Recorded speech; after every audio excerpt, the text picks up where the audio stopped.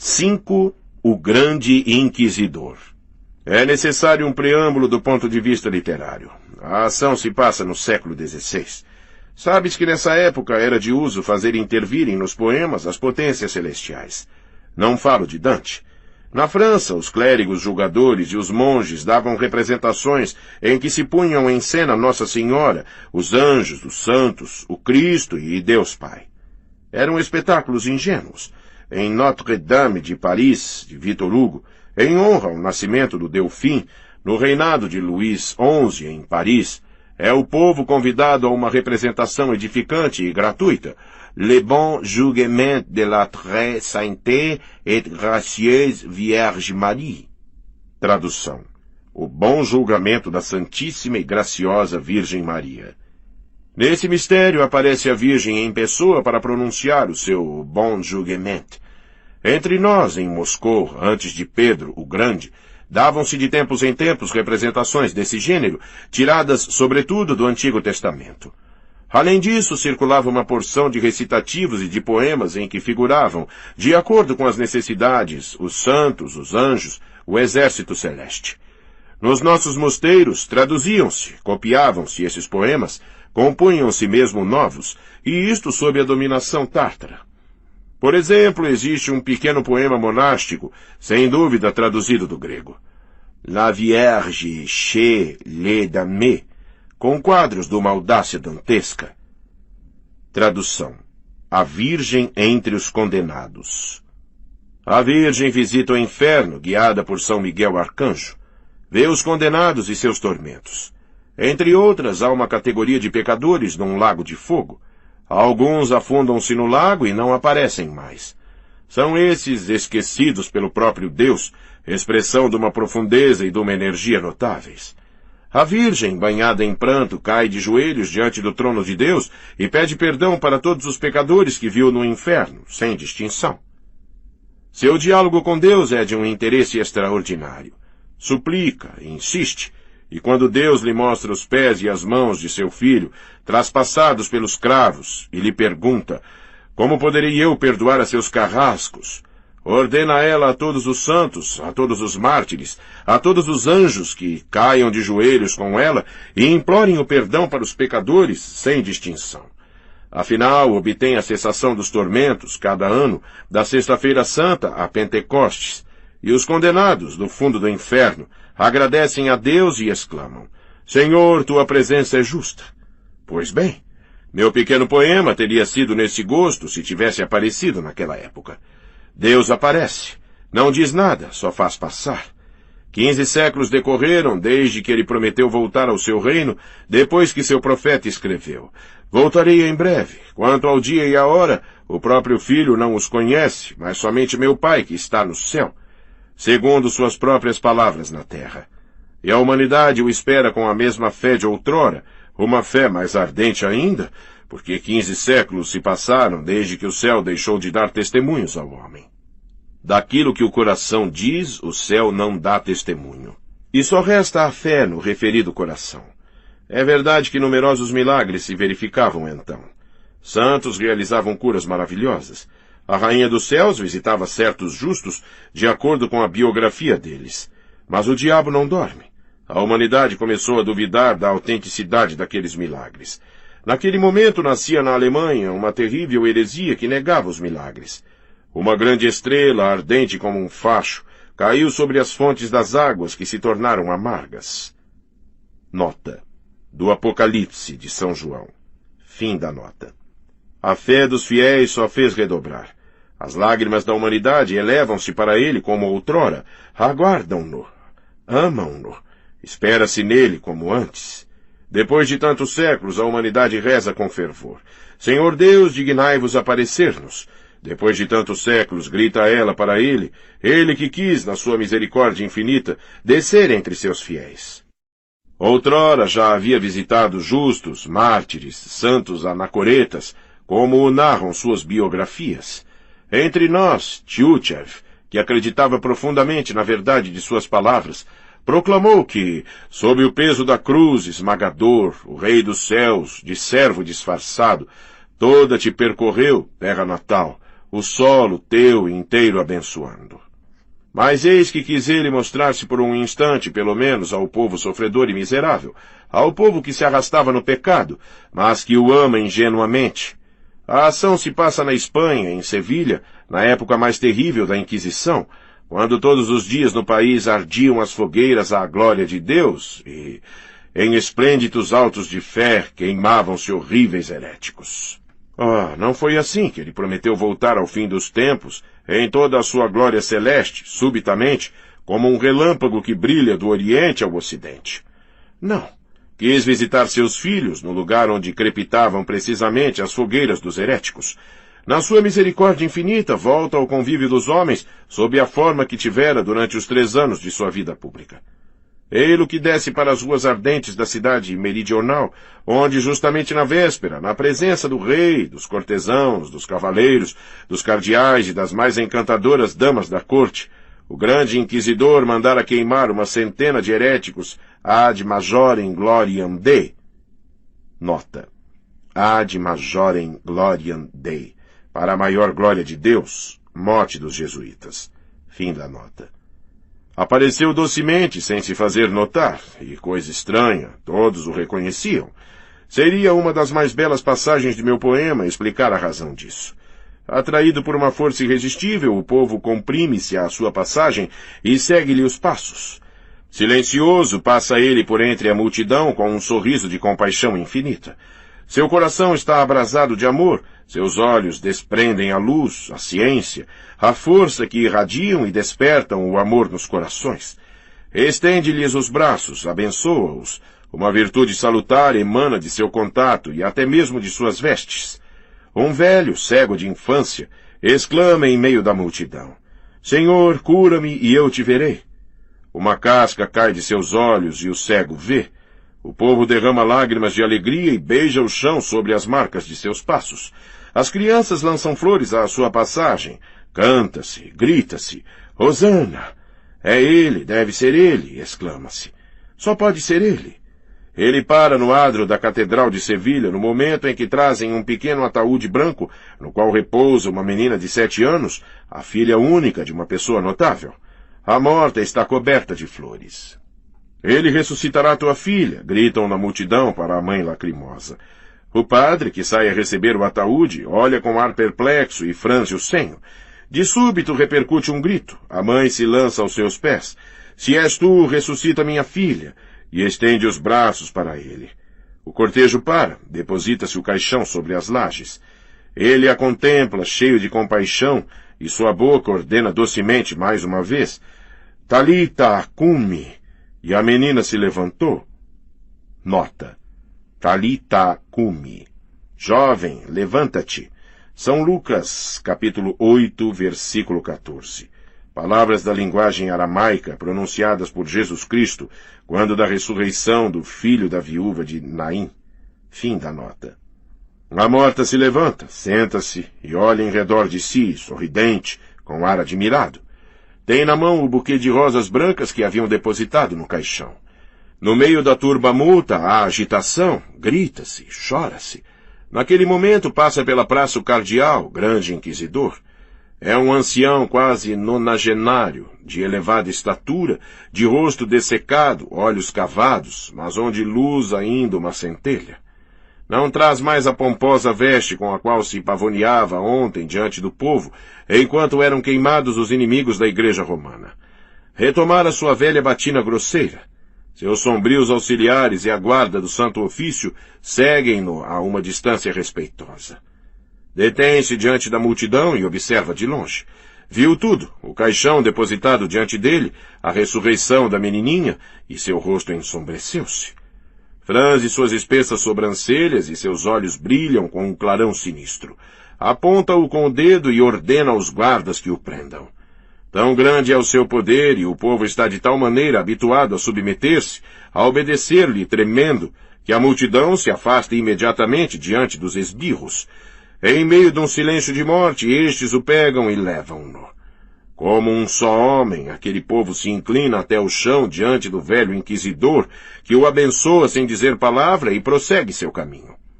O prisioneiro é conduzido ao sombrio e velho edifício do Santo Ofício, onde o encerram numa estreita cela abobadada. O dia chega ao fim, vem a noite, uma noite de Sevilha, quente e sufocante. O ar está embalsamado do perfume de loureiros e limoeiros. Nas trevas, a porta de ferro da masmorra abre-se de repente e o grande inquisidor aparece com um facho na mão. Está só, a porta torna a fechar-se atrás dele. Para no limiar e observa longamente a santa face. Por fim, aproxima-se, pousa o facho sobre a mesa e diz-lhe: És tu? És tu? Não recebendo resposta, acrescenta rapidamente: Não digas nada, cala-te. Aliás, que poderias dizer? Sei demais. Não tens o direito de acrescentar uma palavra a mais do que já disseste outrora. Por que vieste estorvar-nos? Por que tu nos estorvas, bem o sabes. Mas sabes o que acontecerá amanhã? Ignoro quem tu és e não quero sabê-lo, tu ou apenas tua aparência. Mas amanhã eu te condenarei e serás queimado como o pior dos heréticos, e esse mesmo povo que hoje te beijava os pés precipitar-se-á amanhã a um sinal meu para alimentar tua fogueira. Sabes disso? Talvez, acrescenta o velho pensativo, com os olhos sempre fixos em seu prisioneiro. Não compreendo bem o que quer isto dizer, Ivan, observou Alyosha, que escutara em silêncio. É uma fantasia, um erro do ancião, um quiprocó estranho? Admite esta última suposição, disse Ivan rindo. Se o realismo moderno te tornou a este ponto refratário ao sobrenatural. Seja como quiseres. É verdade que o meu inquisidor tem 90 anos e sua ideia pode ter-lhe desde muito tempo transtornado o espírito.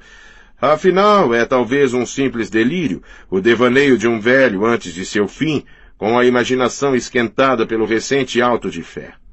Mas quiprocó ou fantasia, que nos importa? O que é preciso somente notar é que o inquisidor revela afinal seu pensamento, desvenda o que calou durante toda a sua carreira. E o prisioneiro não diz nada? Contenta-se com olhá-lo? Com efeito, só pode calar-se. O próprio ancião faz-lhe observar que não tem ele o direito de acrescentar uma palavra às suas antigas palavras.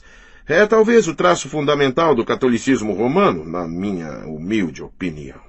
Tudo foi transmitido por ti ao Papa. Tudo depende, pois, agora do Papa. Não venhas estorvar-nos antes do tempo, pelo menos. Tal é a doutrina deles, dos jesuítas, em todo caso. Encontrei-a nos teus teólogos. Tens tu o direito de nos revelar um só dos segredos do mundo de onde vens? Pergunta o velho, que responde em seu lugar. Não tens o direito, porque essa revelação se ajuntaria à de outrora, e seria isso retirar aos homens a liberdade que defendias tanto na terra. Todas as tuas revelações novas feririam a liberdade da fé, porque pareceriam miraculosas. Ora, tu punhas acima de tudo, há 15 séculos, essa liberdade da fé. Não disseste bem muitas vezes, quero tornar-vos livres? Pois bem, viste-os, os homens livres, acrescenta o velho com um ar sarcástico. Sim, isto nos custou caro, prosseguiu ele, olhando-o com severidade. Mas levamos a cabo, afinal, aquela obra em teu nome. Foram-nos precisos 15 séculos de rude labor para instaurar a liberdade. Mas está feito, e bem feito. Não o crês? Olhas-me com doçura, sem mesmo fazer-me a honra de te indignares. Mas fica sabendo que jamais os homens se creram tão livres como agora, e, no entanto, a liberdade deles depositaram-na humildemente a nossos pés. Isto é a nossa obra, para dizer a verdade. É a liberdade que sonhavas? Não compreendo de novo, interrompeu Alyosha. Ironiza ele? Zomba? Absolutamente. Vangloria-se de ter, ele e os seus, suprimido a liberdade com o fito de tornar os homens felizes. Porque é agora pela primeira vez, fala ele bem entendido da Inquisição, que se pode pensar na felicidade dos homens. São naturalmente revoltados. Revoltados podem ser felizes? Tu estavas advertido, diz-lhe ele. Conselhos não te faltaram, mas não os levaste em conta. Rejeitaste o único meio de proporcionar a felicidade aos homens. Felizmente, ao partires, tu nos transmitiste a obra. Prometeste, concedeste-nos solenemente o direito de ligar e desligar. De certo não podes pensar em retirar de nós agora este direito. Por que então vieste estorvar-nos? Que significa isso? As advertências e os conselhos não te faltaram, perguntou Alyosha. Mas é o ponto capital no discurso do ancião. O espírito terrível e profundo, o espírito da destruição e do nada, continua ele, falou-te no deserto e as escrituras relatam que ele te tentou. É verdade? E nada se podia dizer de mais penetrante que o que te foi dito nas 3 perguntas, ou, para falar com as escrituras, as tentações que repeliste? Se jamais houve na terra um milagre autêntico e retumbante, foi o dia daquelas 3 tentações. O simples fato de terem sido formuladas aquelas 3 perguntas constitui um milagre. Suponhamos que tenham desaparecido das Escrituras, que seja preciso reconstituí-las, reimaginá-las de novo para substituí-las ali, e que se reúnam para esse efeito todos os sábios da terra, homens de estado, prelados, sábios, filósofos, poetas, dizendo-lhes: imaginai, redigir 3 perguntas que não somente correspondam à importância do acontecimento, mas ainda exprimam em 3 frases toda a história da humanidade futura. Acreditas que esse areópago da sabedoria humana poderia imaginar nada de tão forte e de tão profundo como as 3 questões que te propôs então o poderoso Espírito? Essas 3 questões provam por si sós que se tem de ver com o Espírito eterno e absoluto, e não com um espírito humano transitório. Porque resumem e predizem ao mesmo tempo toda a história ulterior da humanidade. São as 3 formas em que se cristalizam todas as contradições insolúveis da natureza humana. Não se podia na ocasião perceber isso, porque o futuro estava velado. Mas agora, após 15 séculos decorridos, vemos que tudo fora previsto naquelas 3 perguntas e realizou-se a ponto de ser impossível acrescentar-lhes ou retirar-lhes uma só palavra. Decide, pois, tu mesmo quem tinha razão, tu ou aquele que te interrogava. Lembra-te da primeira pergunta, do sentido, se não do teor. Queres ir para o mundo de mãos vazias, pregando aos homens uma liberdade que a estupidez e a ignomínia naturais deles os impedem de compreender, uma liberdade que lhes causa o medo, porque não há, e jamais houve, nada de mais intolerável para o homem e para a sociedade? Vês aquelas pedras naquele deserto árido?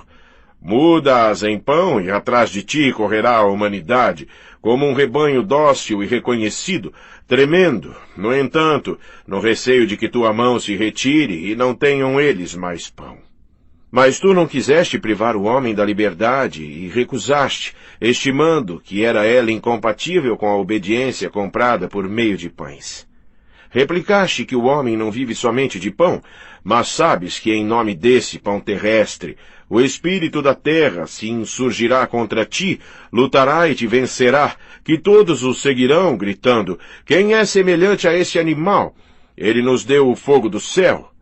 Séculos passarão e a humanidade proclamará pela boca de seus sábios e de seus intelectuais que não há crimes e, por conseguinte, não há pecado. Só há famintos. Nutre-os e então exige deles que sejam virtuosos. Eis o que se inscreverá sobre o estandarte da revolta que abaterá teu templo. Em seu lugar elevar-se-á novo edifício, uma segunda torre de Babel, que ficará sem dúvida inacabada, como a primeira, mas tu terias podido poupar aos homens essa nova tentativa e 1000 anos de sofrimento. Porque virão eles procurar-nos, depois de ter penado 1000 anos para construir sua torre. Procurar-nos-ão sob a terra como outrora, nas catacumbas onde estaremos escondidos, perseguir-nos-ão de novo, e clamarão: dai-nos de comer, porque aqueles que nos tinham prometido o fogo do céu não no-lo deram. Então acabaremos a torre deles, porque para isso basta apenas o alimento, e nós os nutriremos, utilizando-nos falsamente de teu nome, e os faremos crescer. Sem nós estarão sempre famintos. Nenhuma ciência lhes dará pão, enquanto permanecerem livres, mas acabarão por depositá-la a nossos pés, essa liberdade, dizendo: reduzi-nos à servidão, contanto que nos alimenteis. Compreenderão por fim que a liberdade e o pão da terra, a vontade para cada um são inconciliáveis, porque jamais saberão reparti-los entre si. Convencer-se-ão também de sua impotência para ser livres, sendo fracos, depravados, nulos e revoltados. tu lhes prometias o pão do céu. Ainda uma vez é ele comparável ao da terra, aos olhos da fraca raça humana, eternamente ingrata e depravada? Milhares e dezenas de milhares de almas seguir-te-ão por causa desse pão, mas que acontecerá aos milhões e bilhões que não terão a coragem de preferir o pão do céu ao da terra? Será que só preferes os grandes e os fortes, aos quais os outros, a multidão inumerável, que é fraca, mas te ama, só serviria de matéria explorável? Eles também nos são queridos, os seres fracos. Embora depravados e revoltados, tornar-se-ão finalmente dóceis. Ficarão espantados e acreditarão, somos deuses por ter consentido, pondo-nos a comandá-los, em assumir a liberdade que os atemorizava e reinar sobre eles, de modo que ao final terão medo de ser livres. Mas lhes diremos que somos teus discípulos e reinamos em teu nome. Enganá-los-emos de novo, porque então não deixaremos que te aproximes de nós. E será essa impostura que constituirá nosso sofrimento, porque será preciso que mintamos. Tal é o sentido da primeira pergunta que te foi feita no deserto. E eis o que rejeitaste em nome da liberdade, que punhas acima de tudo. No entanto, ocultava ela o segredo do mundo. Consentindo no milagre dos pães, terias acalmado a eterna inquietação da humanidade, indivíduos e coletividade, isto é, diante de quem se inclinar. Porque não há, para o homem que fica livre, preocupação mais constante e mais ardente do que procurar um ser diante do qual se inclinar. Mas só quer ele inclinar-se diante de uma força incontestada que todos os humanos respeitem por consenso universal. Porque essas pobres criaturas atormentar-se-ão em procurar um culto que reúna não somente alguns fiéis, mas no qual todos juntos comunguem, unidos pela mesma fé. Porque essa necessidade da comunicação na adoção é o principal tormento de cada indivíduo e da humanidade inteira, desde o começo dos séculos. É para realizar esse sonho que se tem os homens exterminado pelo gládio. Os povos forjaram deuses e desconfiaram uns dos outros. Abandonai vossos deuses, adorai os nossos, senão, ai de vós e de vossos deuses. E assim será até o fim do mundo, mesmo quando os deuses tiverem desaparecido. Prosternar-se-ão diante dos ídolos. Tu não ignoravas, tu não podias ignorar esse segredo fundamental da natureza humana, e, no entanto, repeliste a única bandeira infalível que te ofereciam e que teria curvado sem contestação todos os homens diante de ti, a bandeira do pão terrestre. Rejeitaste-a em nome do pão do céu e da liberdade. Vê o que fizeste em seguida, sempre em nome da liberdade. Não há, repito-te, preocupação mais aguda para o homem que encontrar o mais cedo possível um ser a quem delegar esse dom da liberdade que o infeliz traz consigo ao nascer. Mas, para dispor da liberdade dos homens, é preciso dar-lhes a paz da consciência. O pão te garantia o êxito. O homem se inclina diante de quem lhe dá, porque é uma coisa incontestável. Mas se um outro se torna senhor da consciência humana, largará ali mesmo o teu pão para seguir aquele que cativa a sua consciência. Nisto tu tinhas razão, porque o segredo da existência humana consiste não somente em viver, mas ainda em encontrar um motivo de viver. Sem uma ideia nítida da finalidade da existência, prefere o homem a ela renunciar e se destruirá em vez de ficar na terra, embora cercado de montes de pão. Mas que aconteceu? Em lugar de te apoderares da liberdade humana, tu ainda a estendeste. Esqueceste-te então de que o homem prefere a paz e até mesmo a morte à liberdade de discernir o bem e o mal? Não há nada de mais sedutor para o homem do que o livre-arbítrio, mas também nada de mais doloroso. E em lugar de princípios sólidos que teriam tranquilizado para sempre a consciência humana, tu escolheste noções vagas, estranhas, enigmáticas, tudo quanto ultrapassa a força dos homens, e com isso agiste como se não os amasses, tu que vieras dar tua vida por eles. Aumentaste a liberdade humana em vez de confiscá-la, e assim impuseste para sempre ao ser moral os pavores dessa liberdade. Querias ser livremente amado, voluntariamente seguido pelos homens fascinados. Em lugar da dura lei antiga, o homem devia, doravante, com coração livre, discernir o bem e o mal, não tendo para se guiar senão tua imagem, Mas não previas que ele repeliria afinal e contestaria mesmo tua imagem e tua liberdade, esmagado sob essa carga terrível, a liberdade de escolher? Gritarão por fim que a verdade não estava em ti, de outro modo não os terias deixado numa incerteza tão angustiosa, com tantas preocupações e problemas insolúveis. Preparaste assim a ruína de teu reino. Não acuses ninguém. Entretanto, era isso que te propunham? Há 3 forças, as únicas que possam subjugar para sempre a consciência desses fracos revoltados, a saber, o milagre, o mistério, a autoridade. Tu rejeitaste todas as 3, dando assim um exemplo. O espírito terrível e profundo havia te transportado ao pináculo e havia te dito, queres saber se és o Filho de Deus? Lança-te daqui abaixo, porque está escrito que os anjos o sustentarão e o carregarão, e ele não sofrerá nenhum ferimento. Saberás então se és o Filho de Deus e provarás assim tua fé em teu Pai. Mas repeliste esta proposta, não te precipitaste. Mostraste então uma altivez sublime, divina, mas os homens, raça fraca e revoltada, não são deuses. Sabias que, dando um passo, um gesto para te precipitares, teria tentado o Senhor e perdido a fé nele, ter-te-ias rebentado sobre aquela terra que vinha salvar, para a grande alegria do tentador. Mas há muitos como tu. Podes admitir, um instante, que os homens teriam a força de suportar semelhante tentação? É próprio da natureza humana repelir o milagre, e nos momentos graves da vida, diante das questões capitais e dolorosas, agarrar-se à livre decisão do coração? Tu sabias que tua firmeza seria relatada nas Escrituras, atravessaria as idades e iria até as regiões mais longínquas, e esperavas que, seguindo teu exemplo, o homem se contentaria com Deus sem recorrer ao milagre. Mas ignoravas que o homem rejeita Deus ao mesmo tempo que o milagre, porque é sobretudo o milagre que ele procura. E como não saberia passar sem ele, forja novos, os seus próprios, inclinar-se-á diante dos prodígios de um mágico, dos sortilégios de uma feiticeira, ainda que seja um revoltado, um herege, um ímpio confesso. Tu não desceste da cruz quando zombavam de ti e gritavam-te por derrisão. Desce da cruz e creremos em ti.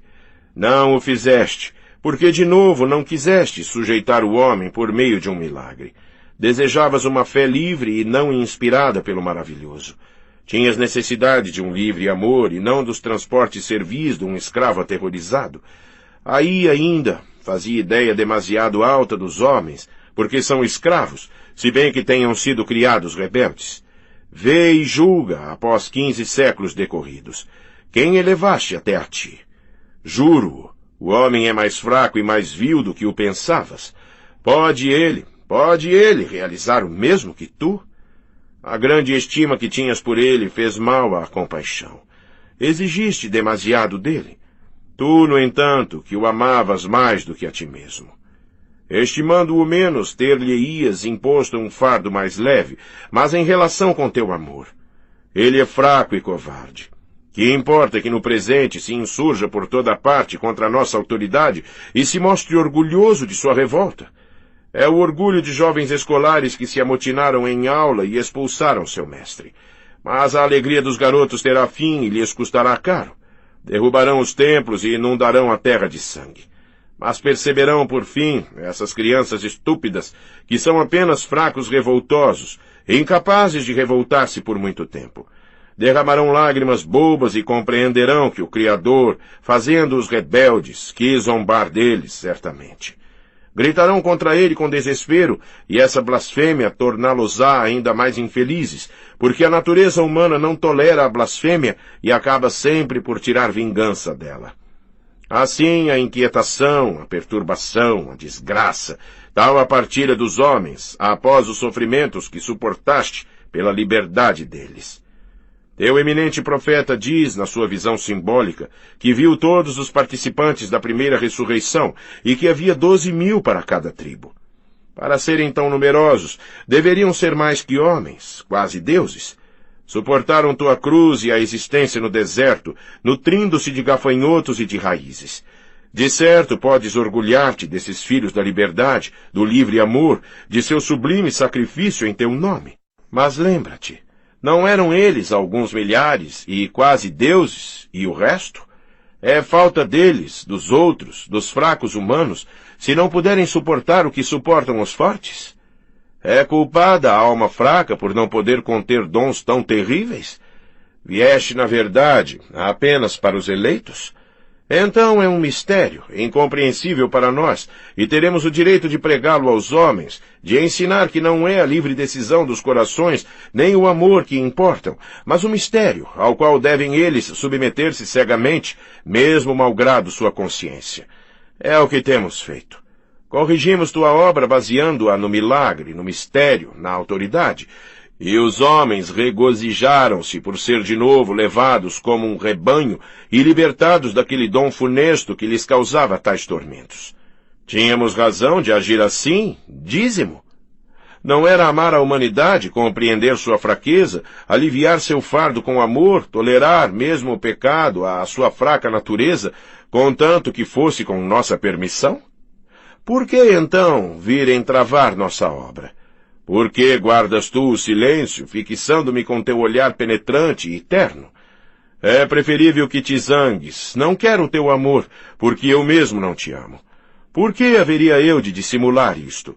Sei a quem falo. Tu conheces o que tenho a dizer-te. Vejo-o nos teus olhos. Cabe a mim esconder-te nosso segredo? Talvez o queiras ouvir de minha boca. Ei-lo. Não estamos contigo, mas com ele desde muito tempo já. Há justamente 8 séculos que recebemos dele esse derradeiro dom que tu repeliste com indignação, quando ele te mostrava todos os reinos da terra. Aceitamos Roma e o Gládio de César, e declaramo-nos os únicos reis da terra, se bem que até agora não tenhamos tido ainda tempo de completar nossa obra. Mas de quem a culpa? Oh, o negócio está apenas começado, bem longe de ser completado, e a terra terá de sofrer ainda muito, mas atingiremos nosso fim. Seremos Césares, e então pensaremos na felicidade universal. Entretanto, terias podido então tomar o Gládio de César. Por que repeliste esse derradeiro dom? Seguindo esse terceiro conselho do poderoso Espírito, realizavas tudo quanto os homens procuram na terra. Um senhor diante de quem inclinar-se, um guarda de sua consciência e o meio de se unirem finalmente na concórdia em uma comunidade de formigueiro, porque a necessidade da união universal é o terceiro e derradeiro tormento da raça humana. A humanidade teve sempre tendência, no seu conjunto, para organizar-se sobre uma base universal. Houve grandes povos de história gloriosa, mas à medida que se elevaram, sofreram mais, experimentando mais fortemente que os outros a necessidade da união universal. Os grandes conquistadores, os Tarmelão e Gengis Khan, que percorreram a terra como um furacão, encarnavam também eles, sem ter disso consciência, essa aspiração dos povos à unidade. Aceitando a púrpura de César, teria fundado o Império Universal e dado a paz ao mundo. Com efeito, quem está qualificado para dominar os homens, senão aqueles que lhes dominam a consciência e dispõem de seu pão? Tomamos o Gládio de César, e assim fazendo, nós te abandonamos para segui-lo. Decorrerão ainda séculos de licença intelectual, de vã ciência e de antropofagia, porque será nisto que eles acabarão, depois de ter edificado sua torre de Babel sem nós. Mas então a besta virá para nós, arrastando-se, lamberá nossos pés, regá-los-á com lágrimas de sangue. E nós montaremos nela, ergueremos no ar uma taça em que estará gravada a palavra mistério. Então somente a paz e a felicidade reinarão sobre os homens. Tu te orgulhas de teus eleitos, mas não passam de um escol, ao passo que nós daremos o repouso a todos.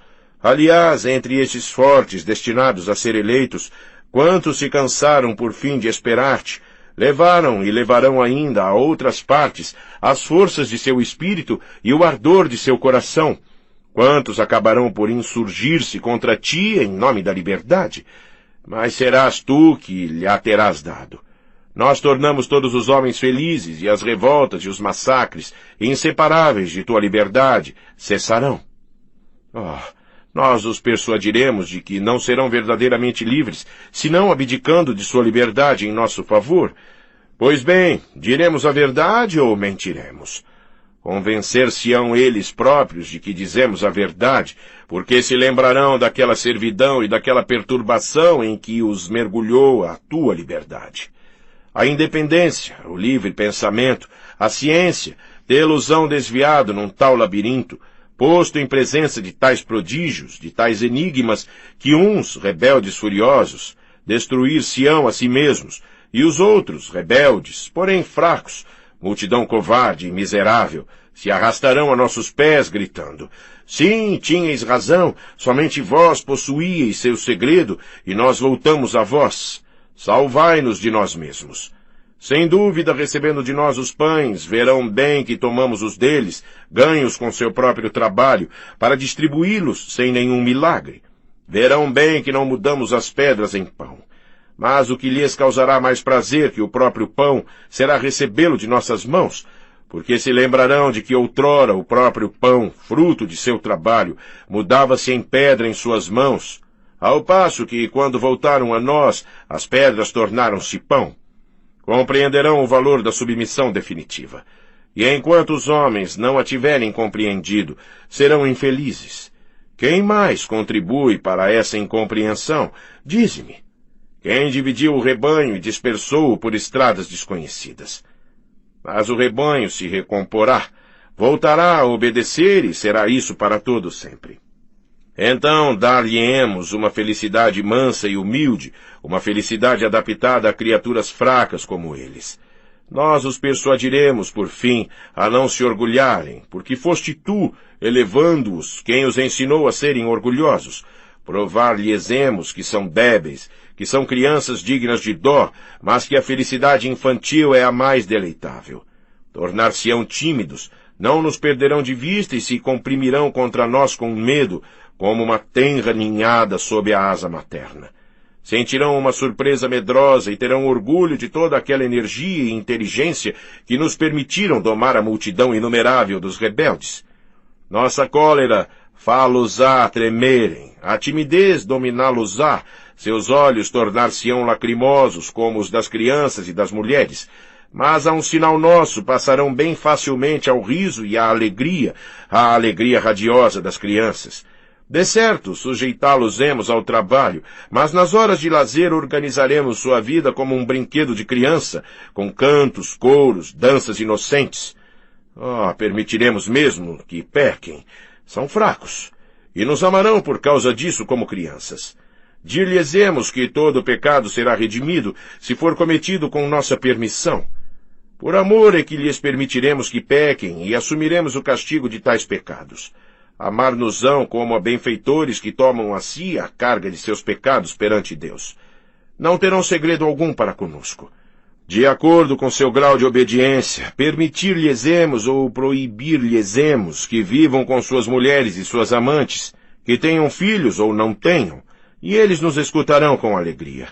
Submeter-nos-ão os segredos mais penosos de sua consciência. Resolveremos todos os casos e eles aceitarão nossa decisão com alegria, porque ela lhes poupará a grave preocupação de resolverem eles mesmos livremente.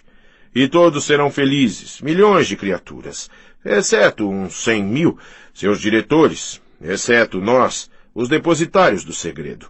Os felizes contar-se-ão por bilhões e haverá 100.000 mártires, encarregados do conhecimento do maldito do bem e do mal. Morrerão tranquilamente, extinguir-se-ão mansamente em teu nome, e no outro mundo nada encontrarão senão a morte. Mas nós guardaremos o segredo. Nós os ninaremos, para a sua felicidade, com uma recompensa eterna no céu. Porque se houvesse outra vida, não seria de certo para criaturas como eles. Profetiza-se que voltarás para vencer de novo, cercado de teus eleitos, poderosos e orgulhosos. Diremos que eles só se salvaram a si mesmos, ao passo que nós salvamos o mundo inteiro. Dizem que a fornicadora, montada na besta e tendo nas mãos a taça do mistério, será desonrada, que os fracos se revoltarão de novo, rasgarão sua púrpura e desnudarão seu corpo impuro. Eu me levantarei então e te mostrarei os bilhões de felizes que não conheceram o pecado. E nós, que nos sobrecarregamos com seus pecados, para a sua felicidade, nós nos ergueremos diante de ti, dizendo, não te tememos. Também eu estive no deserto, vivi de gafanhotos e de raízes.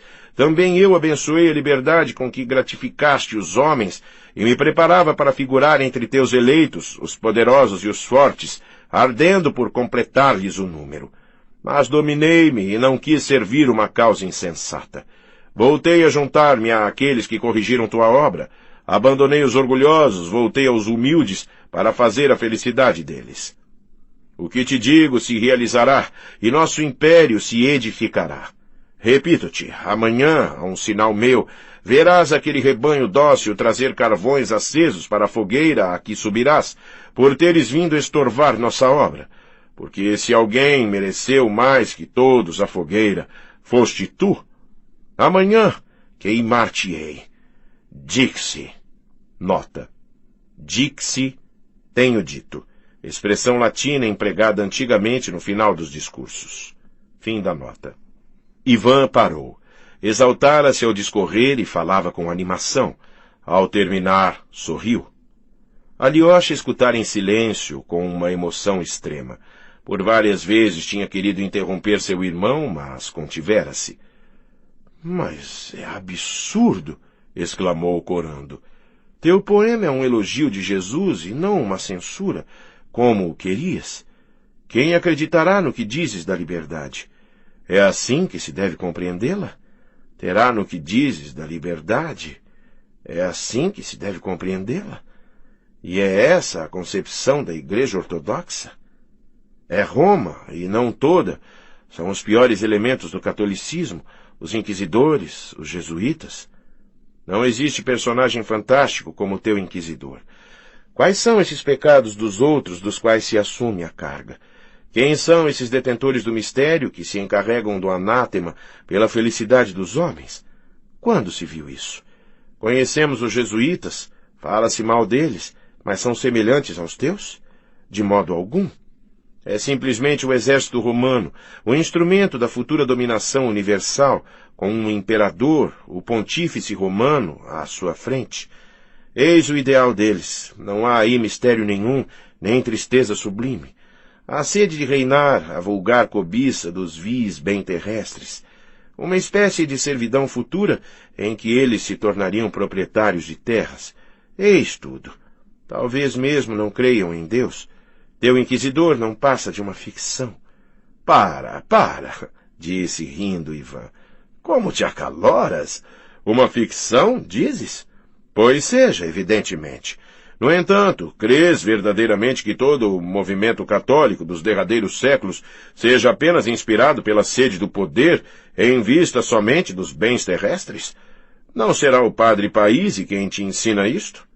Não. Pelo contrário, o padre Paísi falou uma vez no teu mesmo sentido, mas de certo não disse de todo a mesma coisa, emendou Alyosha.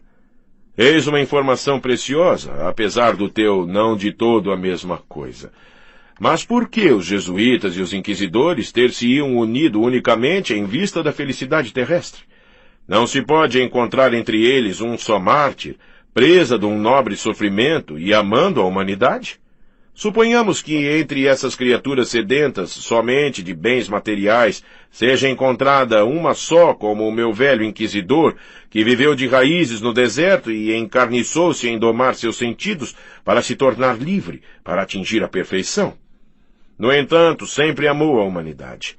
De repente, vê claro, dá-se conta de que é uma felicidade medíocre atingir a liberdade perfeita, quando milhões de criaturas permanecem para sempre desgraçadas, demasiado fracas para usar de sua liberdade, de que esses revoltados débeis não poderão jamais terminar sua torre, e de que não é para tais gansos que o grande idealista sonhou sua harmonia. Depois de ter compreendido tudo isto, meu inquisitor volta atrás e alia-se às pessoas de espírito. Será, pois, impossível? Alia-se a quem? A que pessoas de espírito? Exclamou Alyosha, quase zangado. Não tem espírito, não detém mistérios, nem segredos. O ateísmo, eis o segredo deles. Teu inquisidor não crê em Deus. Pois bem, e se assim fosse? Adivinhaste, afinal. É bem isto, eis todo o segredo. Mas não é um sofrimento, pelo menos para um homem como ele, que sacrificou sua vida a seu ideal no deserto e não cessou de amar a humanidade? No declínio de seus dias, convence-se claramente de que somente os conselhos do grande e terrível Espírito poderiam tornar suportável a existência dos revoltados débeis, desses seres abortados, criados por derrisão. Compreende que é preciso escutar o espírito profundo, esse espírito de morte e de ruína, e para isto admitir a mentira e a fraude, conduzir cientemente os homens à morte e à ruína, enganando-os durante o caminho todo, para ocultar-lhes para onde os leva, e para que esses lastimáveis cegos tenham a ilusão da felicidade. Nota isso. A fraude em nome daquele no qual o velho acreditou ardentemente durante toda a sua vida. Não é uma desgraça? E se encontra, seja apenas uma criatura semelhante, à frente desse exército, ávido de poder em vista apenas de bens vis, não é bastante para suscitar uma tragédia? Bem mais ainda, basta um só chefe semelhante para encarnar a verdadeira ideia diretriz do catolicismo romano, com seus exércitos e seus jesuítas, a ideia superior. Declaro-te que estou persuadido de que esse tipo único jamais faltou entre os que estão à testa do movimento. Quem sabe se não houve talvez alguns entre os pontífices romanos? Quem sabe? Talvez aquele maldito velho, que ama tão obstinadamente a humanidade, à sua maneira, resista ainda agora em vários exemplares, e isto não por efeito do acaso, mas sob a forma de uma aliança, de uma liga secreta, organizada desde muito tempo para manter o mistério, roubá-lo aos desgraçados e aos fracos, para torná-los felizes. Deve certamente ser assim, é fatal. Imagino mesmo que os franco-maçons têm um mistério análogo na base de sua doutrina, e é por isso que os católicos odeiam os franco-maçons.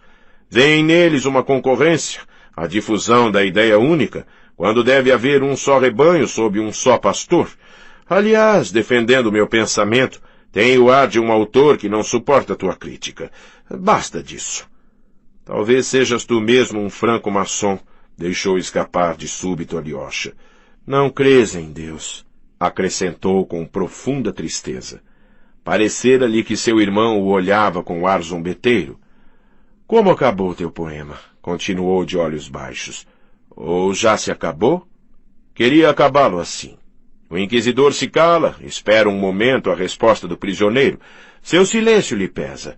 O cativo escutou-o todo o tempo, fixando-o com seu olhar penetrante e calmo, visivelmente decidido a não lhe dar resposta. O velho queria que ele lhe dissesse alguma coisa, ainda mesmo palavras amargas e terríveis. De repente, o prisioneiro aproxima-se em silêncio do nonagenário e beija-lhe os lábios exângues. É toda a sua resposta. O velho estremece, seus lábios tremem, vai à porta, abre-a e diz: vai-te e não voltes mais, nunca mais. E deixa que ele se vá pelas trevas da cidade. O prisioneiro sai. E o velho? O beijo queima-lhe o coração, mas ele persiste na sua ideia. E tu estás com ele, também tu? Exclamou amargamente Alyosha. Que absurdo, Alyosha! É apenas um poema destituído de sentido, a obra de um fedelho estudante que jamais fez versos. Pensas que vou agora meter-me com os jesuítas, juntar-me àqueles que corrigiram sua obra? Oh, Senhor, que me importa? Já te disse, assim que atingir os meus 30 anos, quebrarei a taça. E os brotos tenros, os túmulos queridos, o céu azul, a mulher amada. Como viverás? Qual será teu amor por eles? Exclamou Alyosha, cheio de dor. Pode-se viver com tanto inferno no coração e na cabeça? Sim, vais juntar-te a eles. Senão, tu te suicidarás, desesperado. Há em mim uma força que resiste a tudo, declarou Ivan com um frio sorriso. Qual? A dos Karamazov. A força que eles aurem de sua baixeza. Quer dizer, mergulhar na corrupção, perverter sua alma, não é? Poderia ser isso também. Talvez escape a isso até os 30 anos e depois... Como poderás escapar a isso? É impossível com tuas ideias. Também karamazovianas. Quer dizer que tudo é permitido, não é? Ivan franziu o senho e empalideceu estranhamente. Apanhaste ao voo aquela frase de ontem que tanto ofendeu Miusov e que Dmitri repetiu tão ingenuamente. Pois seja, tudo é permitido, já que se disse isto. Não me retrato. Aliás, Mitya formulou-a bastante bem. Alyosha examinava-o em silêncio. Na véspera de partir, meu irmão, pensava que tinha só a ti no mundo, mas vejo agora que, mesmo em teu coração, não há mais lugar para mim, meu caro eremita. Não renegarei esta fórmula de que tudo é permitido, e serás tu então que me renegarás, não é? Alyosha aproximou-se dele e beijou-lhe suavemente os lábios. É um plágio, exclamou Ivan de súbito exaltado. Tiraste isso do meu poema. Agradeço-te, no entanto. É tempo de partir, Alyosha, para ti e para mim. Saíram. No patamar, pararam. Escuta, Alyosha, disse Ivan num tom firme. Se posso ainda amar os brotos primaveris, será graças à tua lembrança.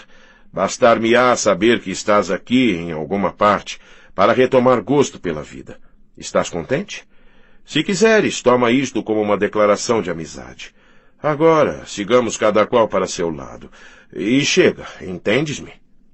Quer dizer que se não partir amanhã, o que não é provável, e nos encontrarmos de novo, nem uma palavra a respeito dessas questões. Peço-te formalmente. E quanto a Dmitri, rogo-te também que não me fales mais dele, nunca mais.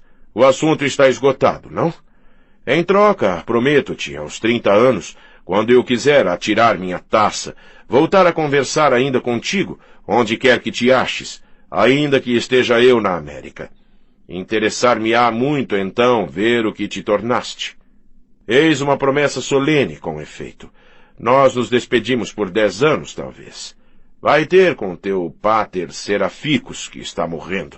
Se morresse em tua ausência, haverias de ficar zangado comigo, porque te retive. Adeus, beija-me ainda uma vez, e agora vai-te. Ivan afastou-se e seguiu seu caminho sem voltar-se.